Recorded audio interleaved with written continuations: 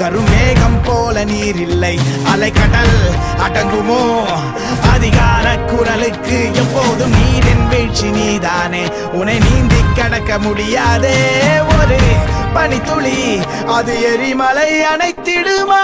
வெட்டுக்குடியின் கூப்பாடு இனி நாட்டுக்குள்ள கேட்காது, இன முகவரி அது இனி விழித்திறந்திடுமே. வெட்டுக்குடியின் கூப்பாடு இனி